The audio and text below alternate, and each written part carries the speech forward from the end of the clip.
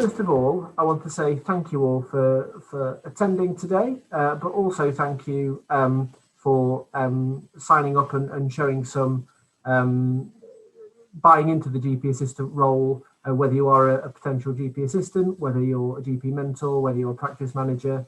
I think it's a really exciting up and coming role. And so thank you for taking the plunge with it at the moment, especially when everything in primary care is a little bit uncertain, but I guess that's always the case in primary care a little bit. We'll spend the next hour or so talking about the history of the GP assistant role up to now, and also a little bit about what's happening in the rest of the country. We'll outline this course and the evaluation that goes alongside it and how important that is. And then I'll spend a little bit of time showing you the online portal, sort of the online portfolio, a demo. Don't worry about remembering everything from that because, as I say, there will be a recording of this, and also there will be other hints and tips and tutorials on the online demonstration that you can access at a later date if you need to. And we'll talk a little bit about sort of sharing details, a community to support each other, and how to access support during the course if you are struggling. So why GP assistants? Why this role? So this role was developed because of, I guess, the pressures on primary care, really. So long waits to see GPs, GPs retiring early, GPs reducing hours earlier than they used to, burnout, really, and that real sort of, there was certainly evidence of GPs citing sort of administrative burden as one of the reasons why they were leaving the profession earlier than they would have done. And there's lots of challenges in primary care at the moment. So some of these slides were created before COVID, and I haven't updated them because it's hard to know what primary care is like at the moment, but I think they're still relevant, really. And traditional primary care roles, there are shortages in terms of doctors and nurses, and the King's Fund highlighted that the single biggest threat to the NHS long-term plan is those workforce shortages, really. We've got an ageing population. We've got a population who are generally more unwell and living longer with more illness, and chronic funding challenges that have faced primary care over many years. And as I say, GPs burnt out, retiring early, that sort of death by admin sort of thing. I'm not painting a very pretty picture at the moment, but hopefully it does get better. But as I say, with challenges come opportunities, and people might say, do these new roles actually address the challenges we've just talked about? And often the answer is we're not quite sure.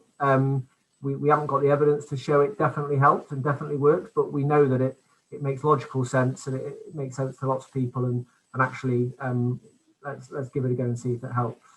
I see it as a chance to sort of transform the makeup of our workforce, and obviously GP assistants is only a little part of that, but more fit for the future, because actually working harder, working longer, doing more isn't really a viable long-term solution for primary care, I don't think. And I think that the GP assistant role is especially a little bit about enabling each member of the team to spend as much time practicing at the top of their license for as much time as possible, and hopefully being able to allocate tasks and things within primary care to the most appropriate person to complete those, really. So GP assistants specifically. So as I say, administrative burden was identified by GPs as a significant factor when people were considering early retirement. There have been similar roles piloted in primary and secondary care. So in secondary care, they're often called medical assistants. But in primary care, there were initially two major pilot sites. This is probably 3+ years ago now. One down in Croydon in London, and one up in the northwest in Spinney. And so the one down in London was a purely administrative role, no clinical side to it, compared to the one in the northwest, which was a mixed clinical and administrative role, which is a lot more similar to the course we'll be running in the Midlands, and we ran the first cohort previously over the last sort of 18 months. So despite those differences, there are common themes throughout, especially in primary care. So all GP assistants up to this point I'm aware of have always been recruited from pre-existing staff in primary care. And that's got certain benefits in that you already know the place you're working, you're comfortable with the people you're working with, and the people who are employing you, the practice managers, the GPs, are confident you've got the ability to do this extra training as well. And actually there's evidence that if we're recruiting from within existing staff, then it probably means you're more likely to hang around and be a longer term member of staff at that practice as well. And actually a lot of the things we talk about with the GP assistant is probably already being done in primary care and has been done over a long period of time in terms of members of staff developing their role and doing more. But this is a little bit of a formalising that process and also recognising that actual learning and giving a bit of a template and a framework to it as well. And it's always experiential learning. So all the learning is done within practice. We don't pick you up and take you off and send you to courses and send you to away days and do any of that. All the teaching or all the learning is done within your practice, surrounded by your primary care team. And the benefits of that is that, I'll come on to it in a little bit, but sometimes it's really hard for me to describe what a GP assistant is. Because a GP assistant in one practice is very different to a GP assistant in another practice and might be working in completely different ways, depending on what suits that practice, depending on what suits that GP assistant, depending on what suits the GPs there. And so the fact that you're learning within the practice where you're going to be working is really beneficial. So you can sort of mould to each other, and depending on what you want to be doing and also what the practice wants from you as well. So there are certainly benefits to that.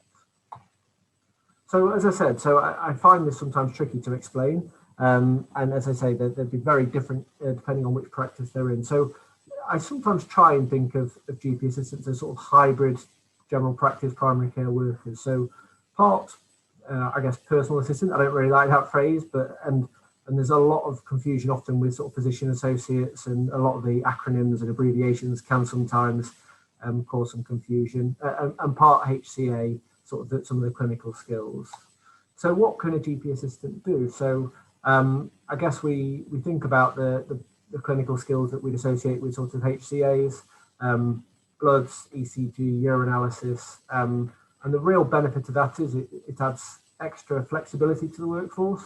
And this is something that within our first cohort, especially at the moment with COVID and people going off short-term sick and avoiding clinics being cancelled, someone else being able to help out in the surgery to cover for a clinic.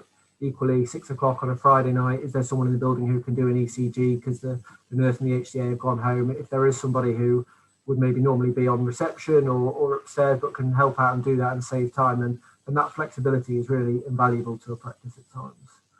So some GP assistants in certain practices, we all know the patients who take, and I guess I'm talking a little bit about pre-COVID where you have a waiting room full of patients, but the patients who would take 3 minutes to walk down the corridor, 2 minutes to take the coat off, 2 minutes to tell you about the dog, and then they've got 3 things that they want to discuss with you today, and then the third thing they need examining and need to get on the couch for. And we've all been there, and we all know the exact type of patients we're talking about, and we can often identify those patients before.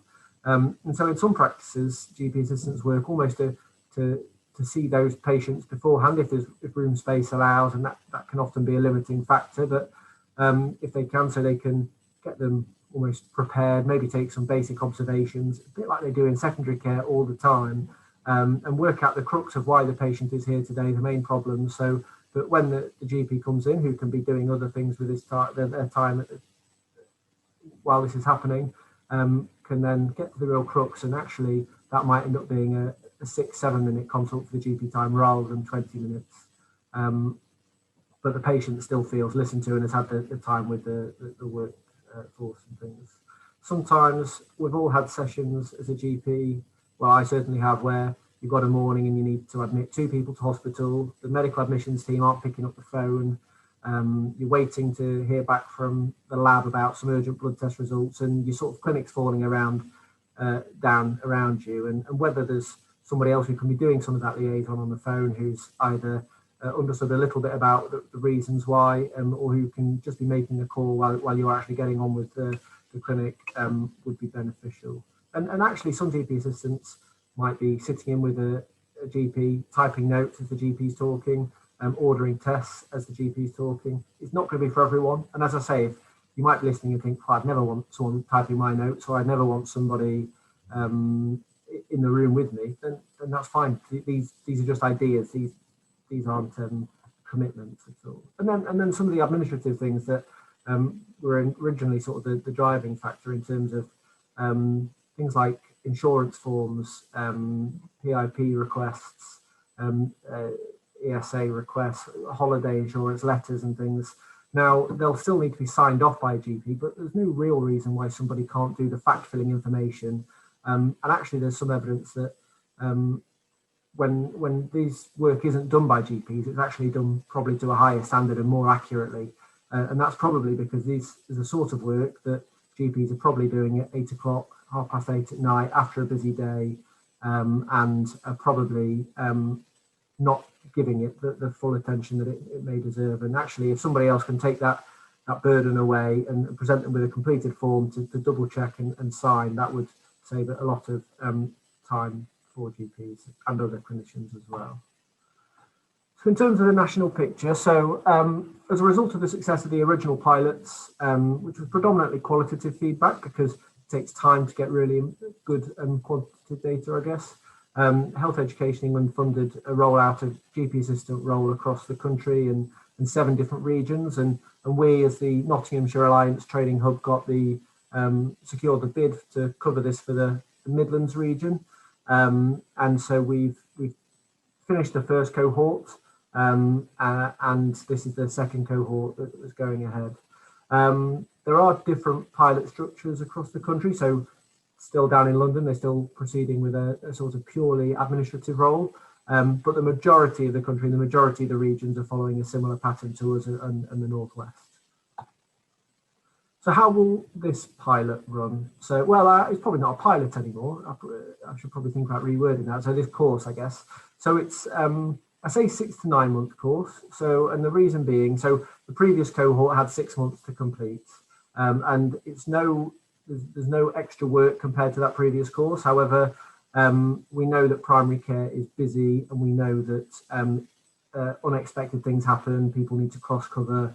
And especially, I mean, last time COVID happened as well. So we found that lots of people were requesting extensions, and it is probably, it certainly can be done in 6 months, but it's probably a lot of work and relying on not having time away from illness and sickness and different things. So we've said I'd still aim to get it done in 6 months. However, we will allow people up till the end of September to get it completed. However, that is probably a pretty final deadline, and I wouldn't expect to come to sort of mid-September and start asking for extensions. So I'd probably aim to have it done in 6 months, but you've got that little bit of buffer if you need it.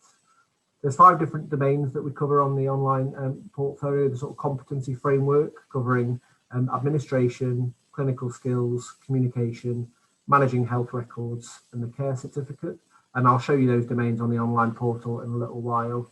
And the GP mentor, so every GP assistant will have a GP mentor who will be responsible for reviewing the evidence that the GP assistant provides and assessing, based on the evidence they provide, assessing their competency. And that forms the main part of this sort of internal verification. What will happen after that, so after the cohort is finished, we will review 10% of completed portfolios to check they're sort of up to the standards we expect, I guess. And then Chester University will then review a further 25% of the portfolios. And in the previous cohort, there were no problems at any of those stages. And then on successful completion, everybody in that cohort will get a GP assistant certificate, which is worth 10 credits at level 4 from Chester University. So how long does it take to complete? So in terms of time commitments. So this isn't, we're not expecting people to log hours. We're not going to be chasing you and finding out how long you spent last week on the course. We would recommend that probably takes about a day a week for GP assistants to complete. And that being half a day probably on the, I say on the job trainings, either some sort of teaching or training, whether that be sitting in for an observed session, whether that's spending a morning with the nurse, whether that's sitting with the practice manager looking at how records are kept, or whether it's spending some time with the secretaries discussing confidentiality. Half a day a week of sort of training, teaching, practice, and then half a day to write up and reflect on that learning, and maybe do some further reading, maybe online, certain certificates, e-learning for health modules and things to provide evidence towards that competency. And we found that in the previous cohort that if time isn't made for this, and so it's important to work out within your practice how this is going to be, how it's going to make work for you, because this was a real area that if you don't put time aside for this course, then and you get behind and you don't make a start sort of in the first few weeks, then it is really easy to fall behind. And then, as I say, with the pressures of primary care, people will end up dropping out, which would be a real shame, given the opportunity. So I'm going to hand over now to Sarah Chalmers-Page, who is led the evaluation, the first cohort. She's our evaluation lead at NAF. And so I'll let her introduce herself and talk a little bit about the evaluation. Right. Hi everyone, I'm Sarah. The evaluation is a vital component of what we're doing, and it has in the past really made a difference to how we deliver both this course and other stuff that we're doing. We are aware that everyone's busy. We try and keep evaluation as quick and easy as possible for everyone taking part, but it is absolutely essential that we get feedback from everyone. Otherwise, we know that we know realistically that there are GP practices that are very, very good at responding to these things, and others that struggle for time. We'll try and make it as easy as we can, but we also know that if you don't respond, it means that the practices that do respond get a disproportionate voice in the system. What we intended to do this time round is to get baseline data about the workforce pressures we'd mentioned, the administrative time that GPs spend, and these very substantial burdens on people's time, and measure that at the beginning and the end. We couldn't do that during COVID because there's absolutely no point comparing what GPs were going through in December 2019 with what they were going through in March 2020. It just would not have worked. So the data that we get on the administrative burden this time around will be the first chance we get to work out if the role works from that point of view.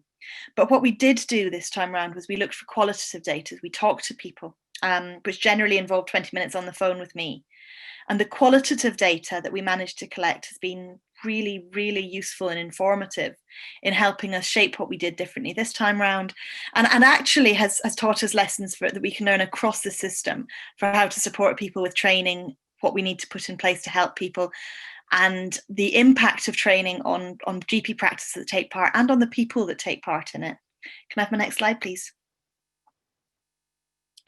So the impact of the findings we had last time is the first thing we got insights on the practical barriers that people were facing. We found things that we weren't really expecting, and we wouldn't have found through Survey Monkeys. We had to talk to people to find along the lines of the barriers, really practical stuff, like we would ask GPs to keep an eye on whether people have time and space to study, because people were telling us that it's very difficult for them to study in their own time at home, not because they're unwilling to or because they can't, but because there's nowhere quiet in their house to do so.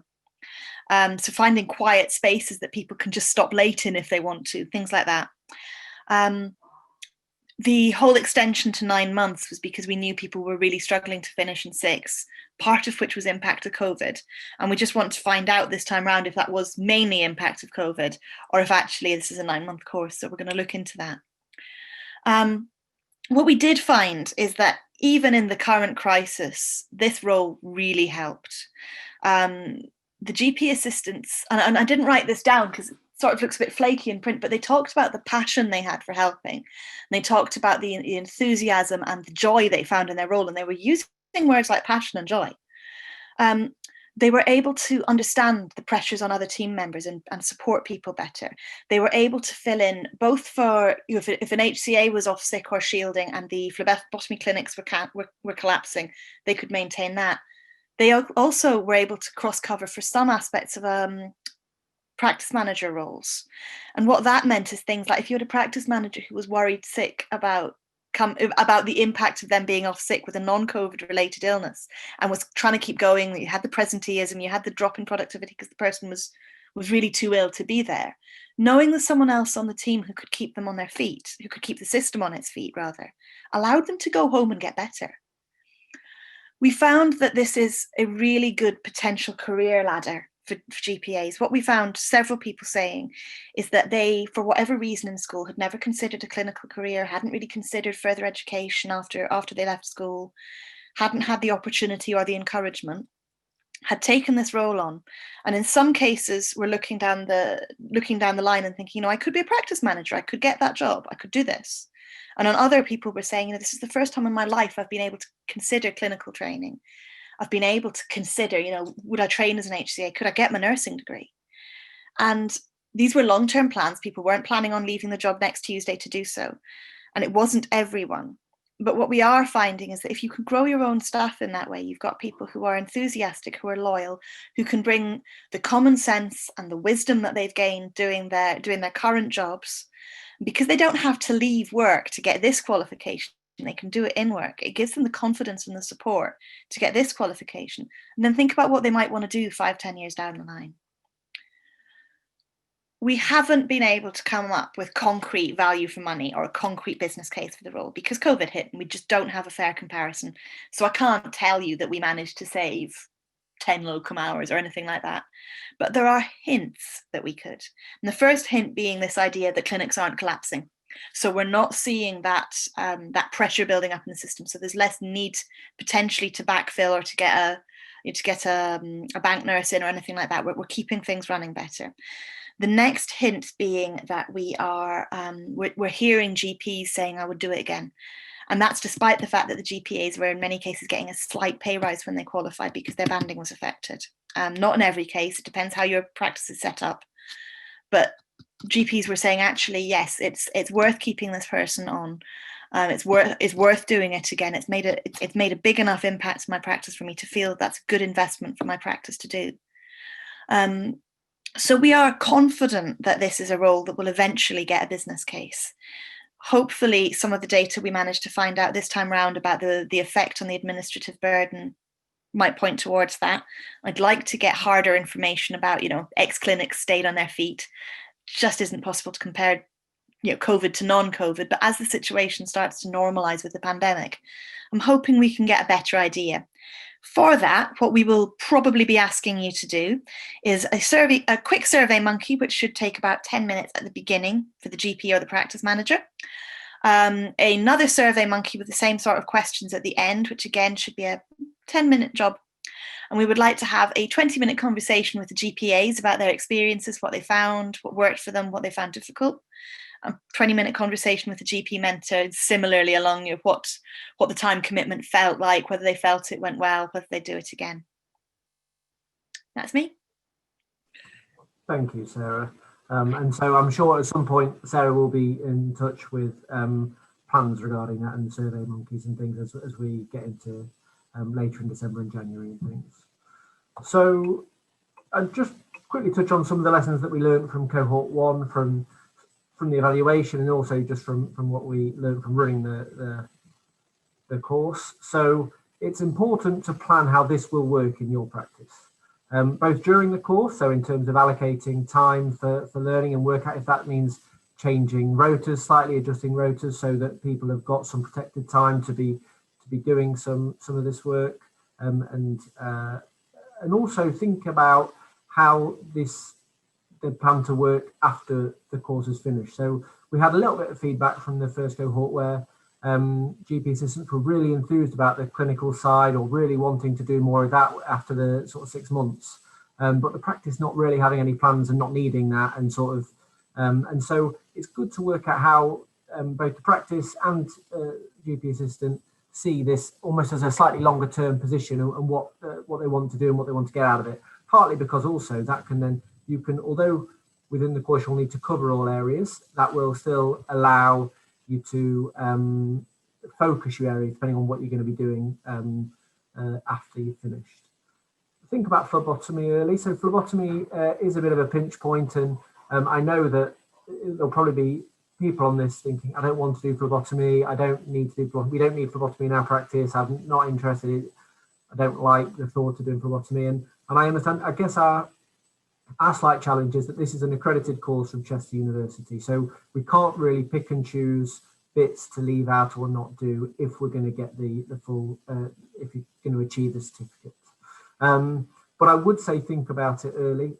There is an option of people doing none of the clinical domain, so no clinic, not the clinical domain and not the care certificate. And if that is the case, people can opt for that, but they won't get any university credits because 10 is the least Chester University can award. And so we had one person do that in the previous cohort. Halfway through, they just decided to go for that. But there are limitations to that, in that it might mean job transferability to other places, a bit more tricky down the line. So I just think about phlebotomy, even if it is something you can do in your practice, it might be something that practices group together and do together. But just it's worth thinking about how you're going to approach that. It might be something that's very easy. It might be that you already can do phlebotomy, so you don't need to worry about it. Think about where to get support from. So although you'll have a GP mentor, a lot of this in previous cohort, work very closely with HCAs, with nurses, with secretaries and practice managers. So although it's the GP mentor's sort of responsibility to assess overall competency in each level, a lot of the day-to-day interaction might be done with other members of the team, and think about where to get that support from, including each other. So on the online portfolio, there's a sort of forum for GP assistants where they can share ideas, talk about things. We'll talk about share if people are happy to share details and things like WhatsApp groups, just to share ideas. You might not want to be a member of another WhatsApp group that's constantly pinging away, but it might help for some people. Or email chains or whatever it may be. Just if you're not sure about a certain area and thinking, what have you done? What have other people done to try and sort of get evidence for this? And it might be helpful. And then I guess the other thing is, we had a lot of comments from both GP assistants and GP mentors saying we were really not sure how much evidence we needed to provide. Did we need to provide a paragraph, 4 paragraphs, an essay, a couple of lines? And we've taken this on board, and actually Chester University and Health Education England are in, we're hopefully going to provide a document to guide this really. So we'll hopefully have some more advice for you about sort of the volume of evidence, or what would be deemed acceptable at some point. It's not going to be, we're not expecting essays and massive amounts of writing or anything, but we'll hopefully be able to guide you a little bit more so that it's a bit more consistent across the board. But I don't know, haven't actually been given a deadline, so whether that's with us by the time we start in January, I don't know, but that'll certainly be over to you as soon as we do have it. So in terms of support, so all GP mentors will receive a supporting document via email. Again, that's something that we're finalising at the moment with Chester University to make it consistent with the competency framework, and it gives advice on how to maybe meet certain competencies with certain links to online training, with certain thoughts about whether certain types of sessions might be suitable. It's only a guide, and it's only something that can be used as a reference, but it's not something that you have to stick to. But it did prove helpful for the previous cohort, and that is being adjusted and improved hopefully for the coming for the course you guys will be doing. There's some potential e-learning for health modules that might fit very nicely with some of the, especially the administrative tasks.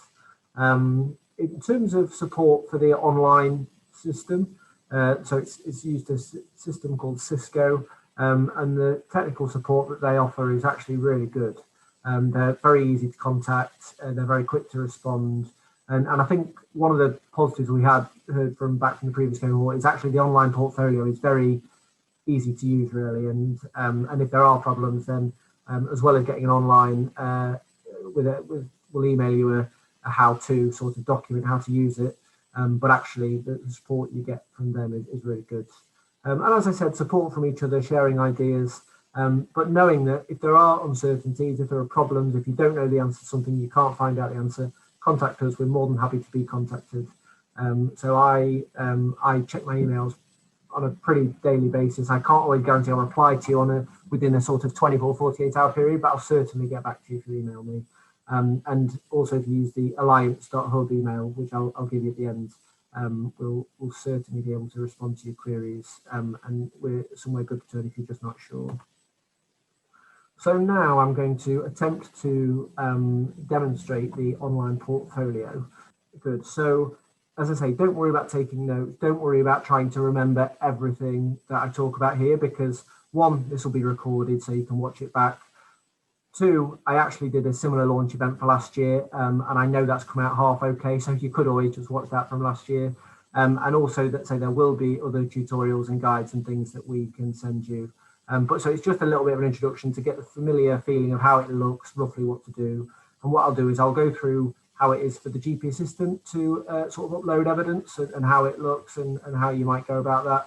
And then also I'll log in as a GP mentor to sort of review evidence as well. So if we take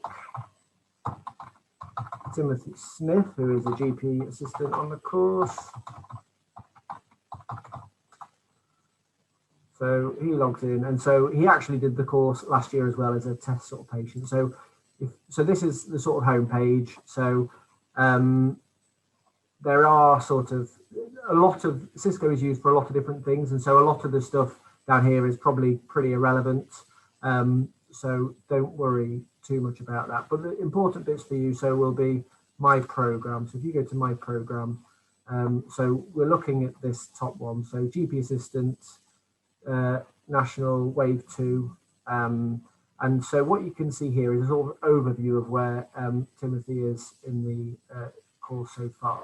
So these are the 5 domains. So the care certificate, administration, clinical, communication, and managing health records. So the grey ones mean he's not yet made a start on any of those domains. Blue means he's made a start, but they're not fully completed and signed off as competent. And say when they are fully completed and signed off, they will become green. And over on this side, you can see, so he's made a start on 8% of the course as a whole. The GP mentor has gone in and completed 4%, so he's competent in 4% of the areas that he provided evidence for. And this expected bar will is basically depending on the time that's gone. So in a 9-month course, after 3 months, that expected bar will show as 33%.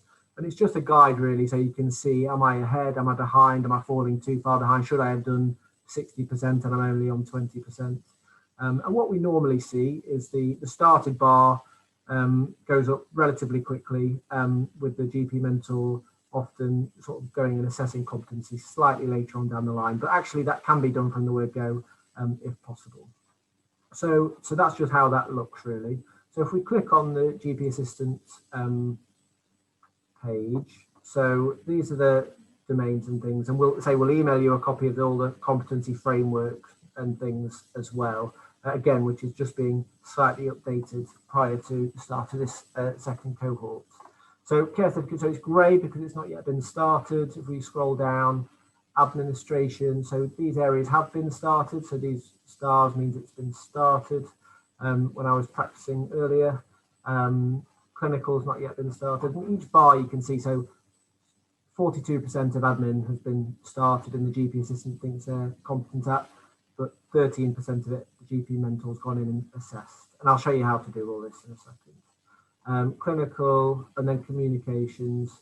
So you can see communication 2.3 has been done, and it's the GP mentor has been in there, accepted that evidence and said they are competent at those competencies, and so you can see the completed bar has increased a little bit there, and then managing health records. So let's show you how to upload some evidence. So if we go into, let's choose managing health records. So if today I've been doing some work on being able to utilise GP clinical records to gain and add appropriate information. So if I click on that competency, so it brings you into here. So if you're not sure exactly of what the competency is, if you click here, this will link you to the, hopefully this will work and show up on the screen share. Give me 1 second. Can you all see that, or is it still on the portfolio? Let me have a look and see. It doesn't really matter. It basically brings up the sort of competency framework, and it just explains what each competency is.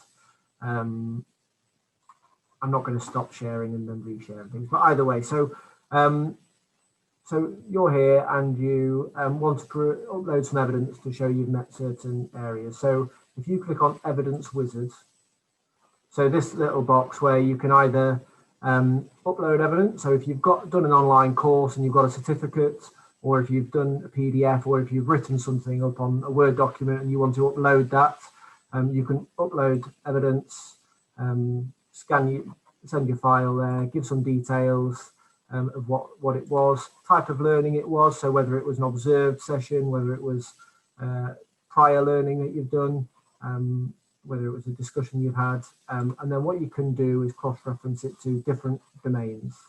What I will do is actually show you what it's like.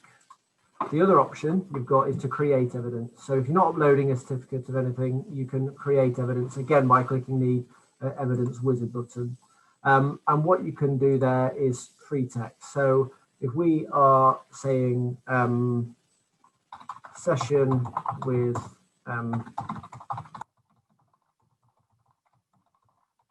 so doing a session with the practice manager on health records, discussed confidentiality. I'm obviously not going to do a full session now. So ... You might provide evidence of what you've learned, reflecting on that, and maybe discuss what you've learned. And then I still to this day can't work out the difference between create and detail. So what I would do is copy and paste that basically. So fill in the details there. If you are able to know the difference, then please feel free to do so, but it doesn't really matter.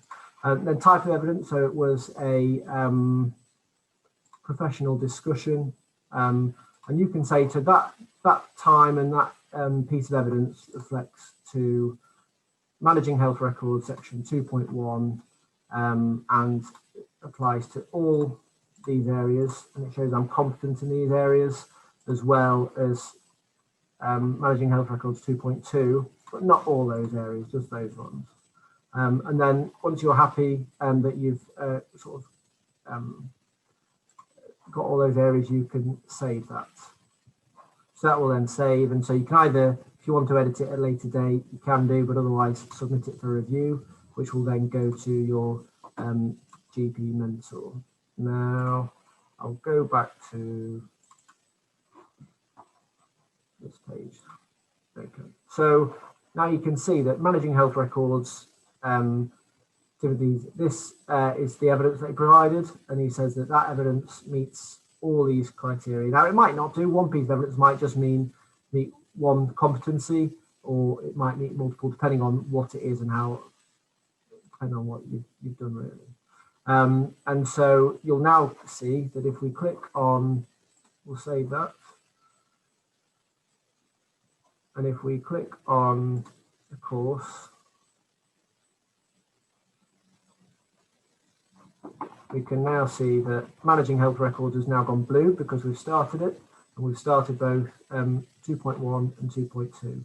Now, and you can also see that the bar has gone up to 28% for that, and overall it's increased to 12%. So that's how you upload evidence generally. So you can either do as a PDF or a document or free text.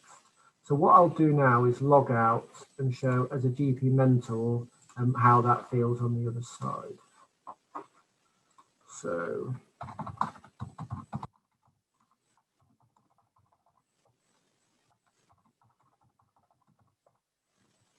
James McLean is Timothy's GP mentor. So if he goes to his learners, so he's a test learner. Otherwise, if you're a GP mentor, we'll just have your 1 or 2 candidates appear there. So Tim Smith, so wave 2, so you can see again from the GP mentor side those things we were talking about before in terms of where they're up to. And so if we click on him,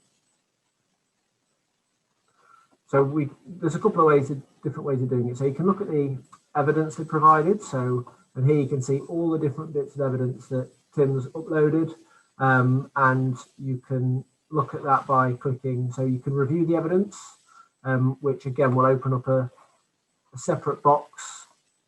I'm not going to stop sharing screen. It just opens up a separate box similarly where you can give some feedback and save that. But I'm not going to do that now in interest of time. But it's pretty straightforward. It just flashes up.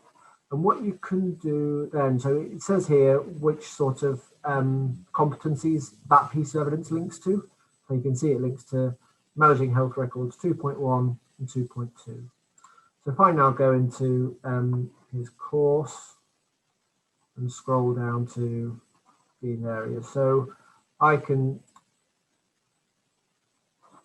go into here and I can see the evidence is there again, so you can click on that if you want to bring it up again. If you press that, it will bring up the evidence again, and I can say that I agree that that piece of evidence meets all these areas and shows you competence in those areas, and then I can save that. And then if you're saying somebody is competent at all areas, you can then accept it, and that will then, again, I will quickly stop sharing the screen just to show you this, just so people don't get lost. So when you accept it, it comes up with this little box again. It says accepted as complete. You can give some feedback in there. So good evidence. You might want to write a bit more than that, but in the interest of time. And you can say that was 2 hours of on the job training, 3 hours separately. You can save that.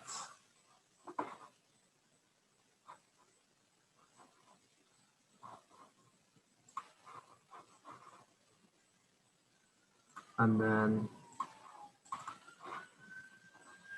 so then that is completed. So now if the completed bar's gone up again, and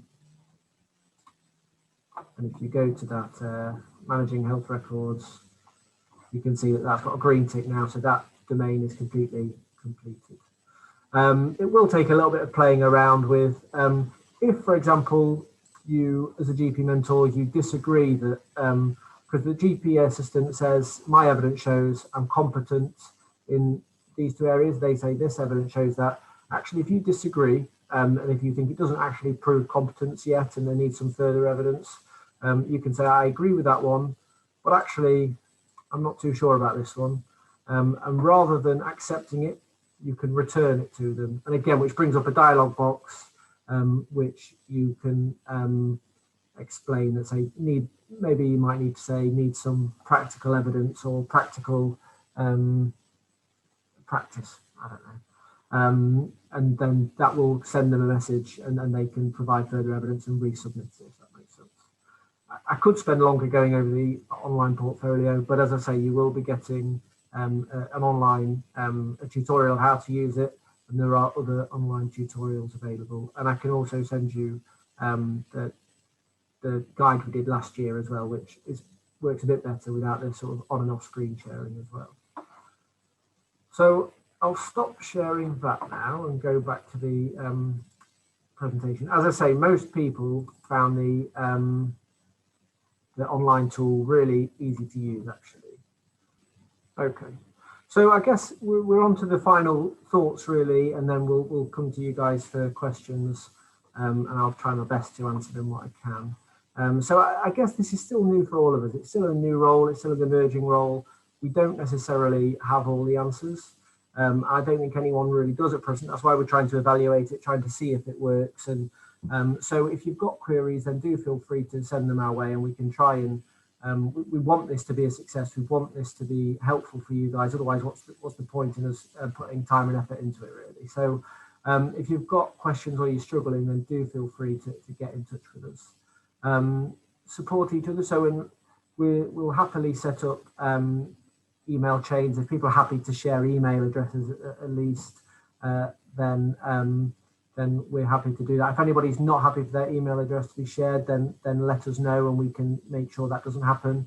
Otherwise, within the next week or so, we'll do that. And then if people want to set up WhatsApp groups or other ways of communicating, they can do. As I say, GP assistants on the portal have got the access to a sort of a forum where they can pose questions and things. Try not to fall behind.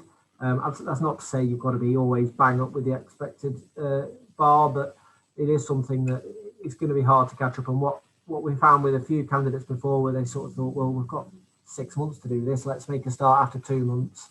And then actually, I say, life happens, primary care happens, sickness, other people going off sick, cross-covering, it's hard. So try and be as proactive as you can with it. It's probably the best way to approach it.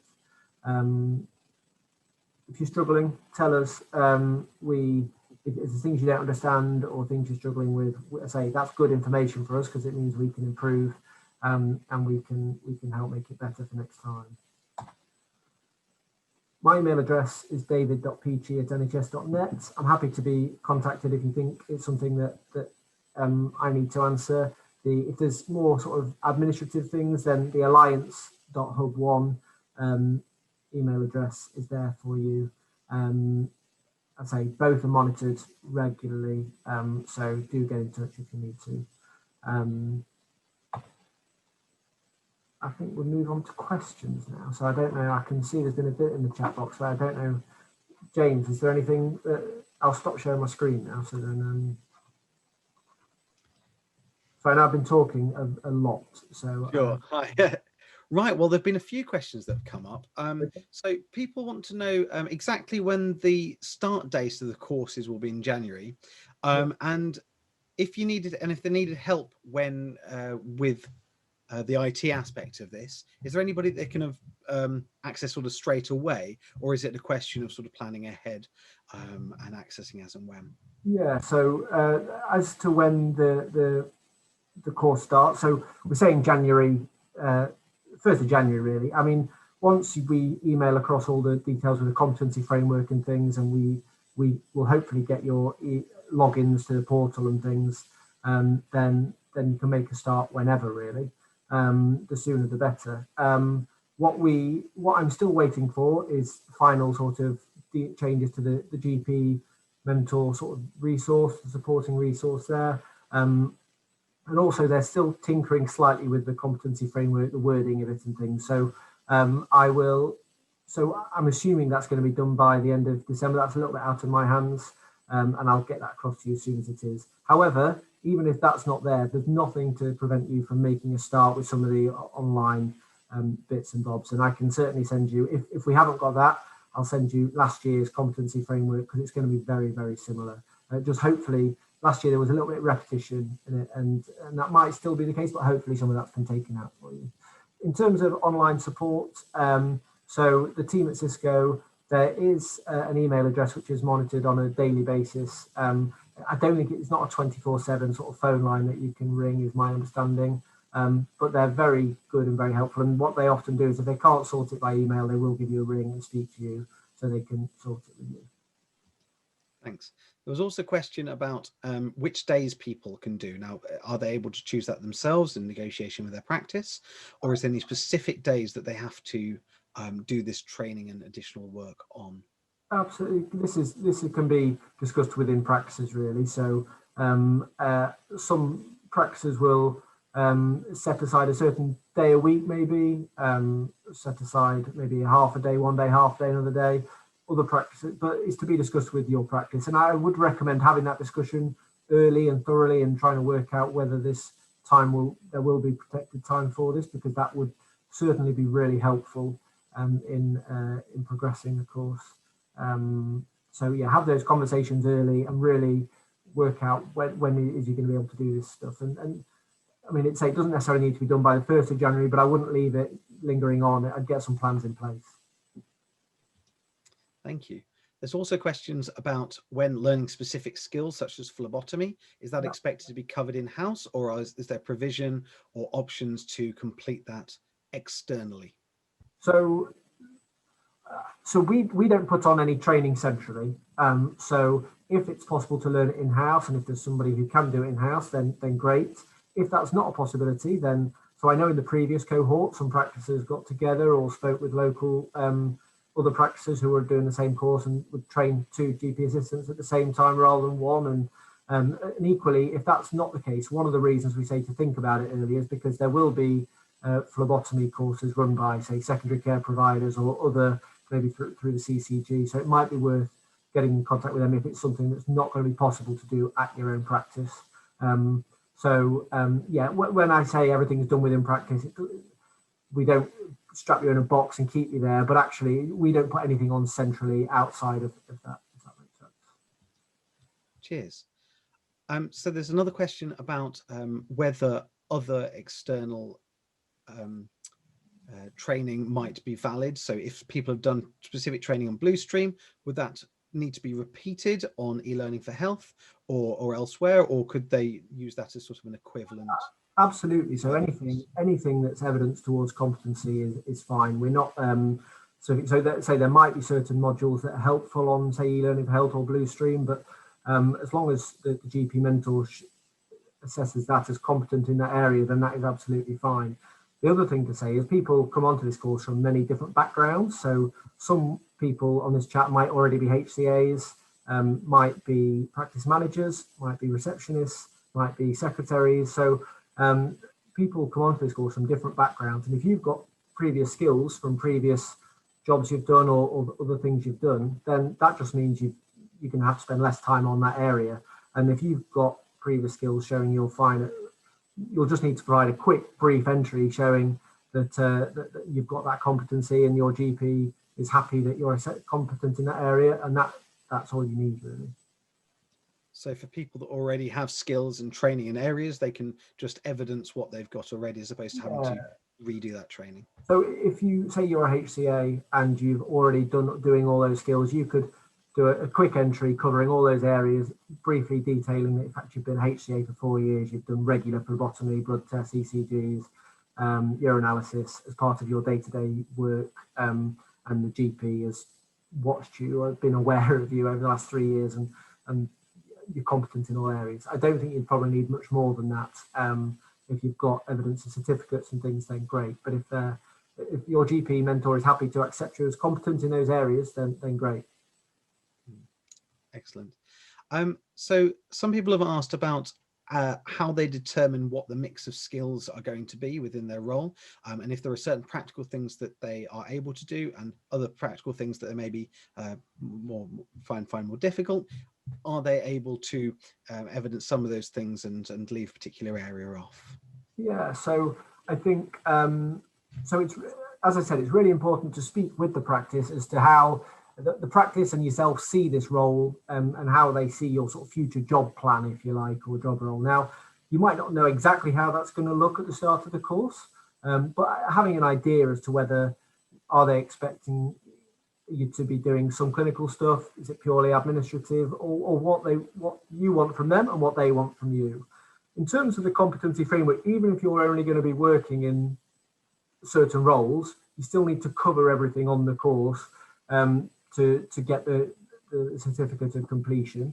However, you can focus your areas of learning depending on what you're going to do, and that's why it's really good to have those conversations early, because if you know you're going to be spending a lot of time sitting in with a GP and sitting in on helping typing notes, then you could be spending a lot of your time during the training doing that, so you're actually practicing how you're going to be to be working afterwards. So and that's one of the benefits of doing the training in-house, and that you can sort of grow into the role that you're going to be working as afterwards. Wonderful. And someone has asked here, when would people likely to expect their login details for the online system? And when they're uploading things to them, could they write it in a Word document and upload it, or does it have to be entered directly into the system? No, that's fine. So people would want to enter into a Word document and upload that as a piece of evidence, and that's absolutely fine. In terms of login details, again, hopefully we will have all that for you by the end of this month. We're still waiting. So we've still got a few spaces on the course, and so we're waiting to send over final details to the computer Sysco. But I would expect you to have your login details certainly by the end of this month, if not very shortly afterwards. But I expect by the end of this month. And if you haven't heard by the end of this month, let us know. Excellent. Just one final question. So to complete your care certificate, to get the care certificate, do you have to complete all 15 workbooks, or can you have a selection of those?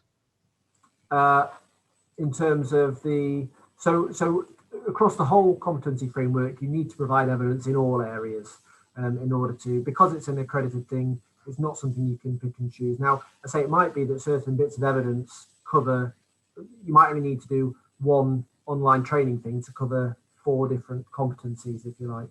And I guess it'll be easier for you guys when you actually see the competency framework, because it looks like a lot and it's broken down really into small parts. And it's not an insignificant amount of work, but a lot of the training. So if you do, say, IG training about information, then that will cover a fair few bits of the competency framework for that area. So yes, you do need to cover all areas to get the GP assistant certificate, but hopefully that's not too onerous.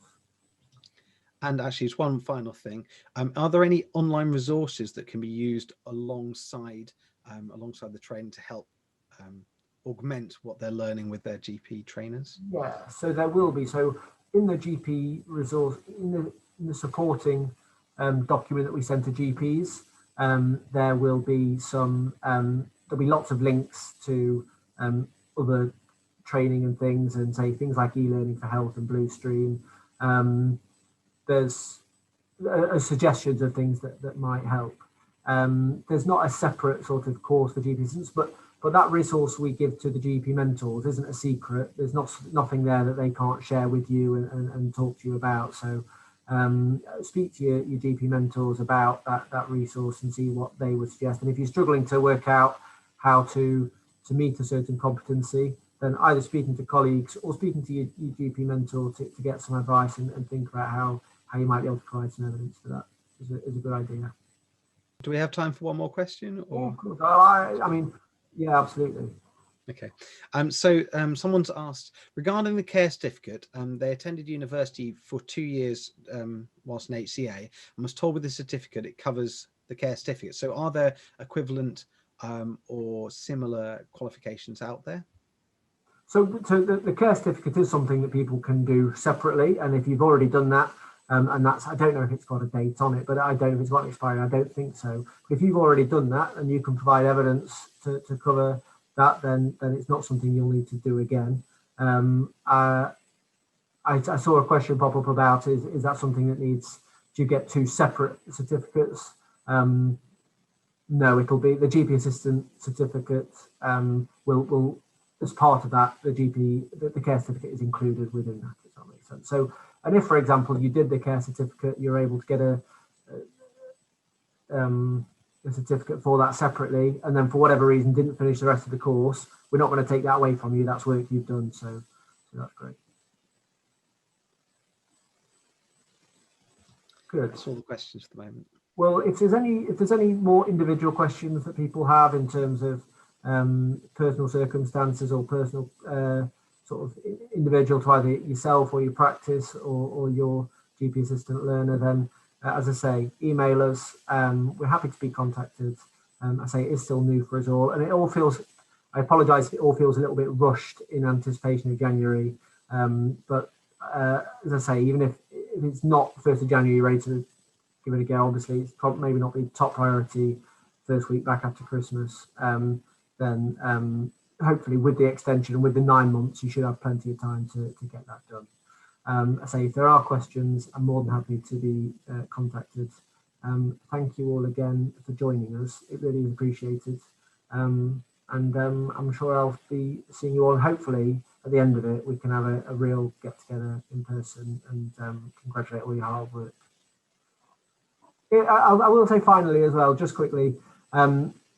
Sometimes after this session last year, people thought, actually, I don't know if this is for me. I don't know if this is the right course for me, or actually it's not what I thought I was buying into. If that is the case and you don't think it's something you want to continue with, that'd be disappointing. But let us know sooner rather than later so that we can then we can reallocate those places if that does happen. We know it's not going to be for everybody and it's not going to be for every practice, but we really do believe that it got a role.